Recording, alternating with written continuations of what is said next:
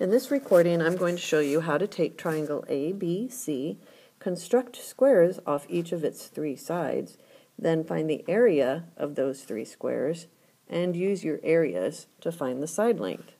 We'll start with side AB. If you see this, this means line segment AB. And the equal sign means I want to know how long line segment AB is. The arrow is showing you where line segment AB is. Line segment AB is 4 long. 1, 2, 3, 4. So if I draw a square off of line segment AB, I have to make it a square where all 4 sides are 4. 4 times 4 equals 16, so the area of my square is 16 units squared. The square root of 16 is 4, which means the line segment's length is 4. Line segment AB has a length of 4. Let's look at triangle ABC again, but instead this time we'll look at side BC. So BC is 1, 2, 3, 4, 5, 6, 7, 8 long.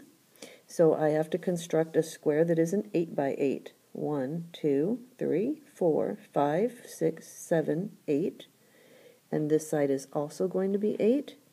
And this side is 8. 8 times 8 is 64. So the area of this square is 64 units squared. The square root of 64 is 8, which means line segment BC is 8 units long.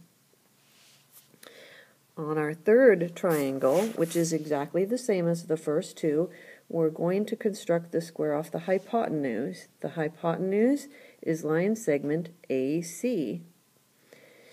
To do this, the first thing I have to do is find out what the slope of line AC is. So it is 1, 2, 3, 4, going down, so -4. And it is 1, 2, 3, 4, 5, 6, 7, 8 going over, so it has a slope of -4/8. Now the opposite reciprocal of -4/8 is 8 over 4. This means I have to go 8 up and 4 to the right from each of the endpoints which I'm going to circle. There's one and there's the other. So here I go, I'm counting up 8. 1, 2, 3, 4, 5, 6, 7, 8, and 4 over. 1, 2, 3, 4. I make a nice big dot there, and that's where my line segment's going to connect to, and you need to use a ruler for that. I'll do the same on the other endpoint. 1, 2, 3, 4, 5, 6, 7, 8, and over 1, 2, 3, 4. And I'm going to draw my line segment in there.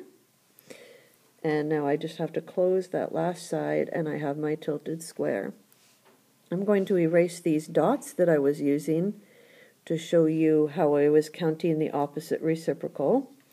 And now I'm going to enclose my square with a big rectangle, and we'll make that rectangle black.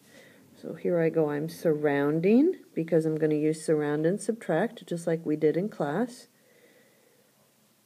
And whoops, I made that a little bit too big, but that's okay, I can fix it. And down here, I'm going to erase this line that is not part of what I wanted. So now I have my tilted square enclosed in the black rectangle. I need to know the base of the black rectangle, so I'm going to count that length. 1, 2, 3, 4, 5, 6, 7, 8, 9, 10, 11, 12. And 1, 2, 3, 4, 5, 6, 7, 8, 9, 10, 11, 12. 12 times 12 is 144. That means the area of that black rectangle that has the tilted square inside of it is 144. Now I need to find the area of each of these outside white triangles that I'm numbering 1, 2, 3, and 4.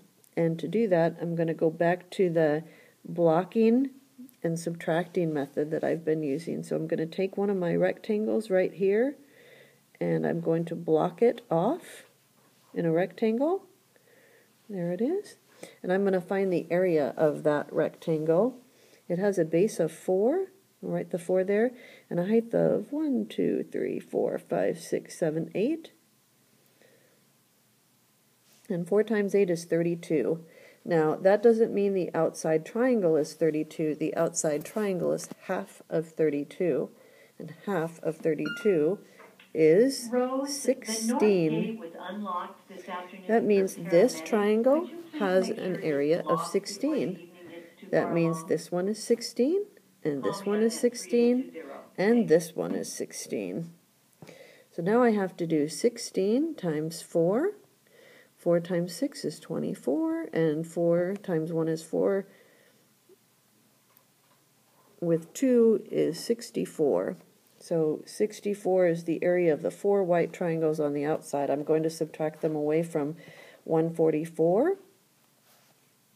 And so 4 minus 4 is 0. And 14 minus 6 is 8, which means the area of my tilted square is 80 units squared. That means that the side length is the square root of 80.